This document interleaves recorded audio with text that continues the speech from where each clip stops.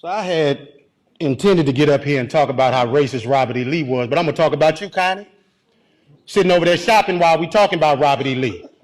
This is a picture of you shopping while we talking about racism and history in this country. Only white members of this board got up while we were up here talking too, because you don't give a damn, and it's clear. But I'm gonna tell you what the slaves, my ancestors, said about Robert E. Lee, since you don't know history, sister. Let me tell you that they said when he got the plantation, after he got off the field where 27,000 people died at Gettysburg, Connie, Robert E. Lee was a brutal slave master. Not only did when he whooped the slaves, he said, lay it on them hard. After he said, lay it on them hard, he said, put brine on them so it'll burn them. That's what Robert E. Lee did. And you set your arrogant self in here and sit on there shopping while the pain and the hurt of the people of this community is on display, because you don't give a damn and you should resign. You should have resigned 2 years ago when you choked a white man in his house. You should have resigned 2 weeks ago when you got on TV and said foolishness. And you should walk out of here and resign and never come back, because you are the example of racism in this community. You are horrible. Now to the rest of the board. You have an obligation to the people of this community, and 81% of them are black. And do you need a Klan rally outside, Mr. Goday, before you end it?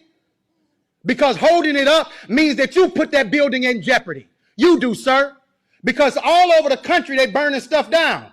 And black folks in this city have stood with protesters. I ain't seen you elected officials out there with them, making sure that nothing goes south in Baton Rouge. It's been folks in this community who give a damn, not just when it's comfortable, but every time. And 4 years ago, we came down here. Mr. Drake, they say you're a good man. Be a good man. Black folks say you're a good man. White folks say you're a good man. Your legacy is attached to tonight, brother. Your legacy.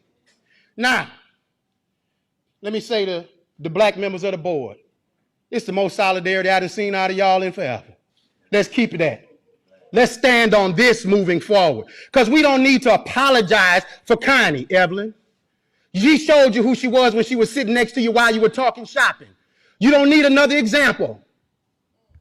Now, when do we as Baton Rouge stop being in 1856? If you want to name the building after somebody, how about PBS Pinchback, the first black governor of the state of Louisiana, when he was governor during Reconstruction? You want another name? Oscar Dunn, who was the lieutenant governor of the state of Louisiana in the 1860s, that gave the right for Darius Landis and Don Collins and Evelyn Ware Jackson and Tremel Howard to get here. You want to name it after somebody from Reconstruction? Name it after the people who fought for abolition of slavery.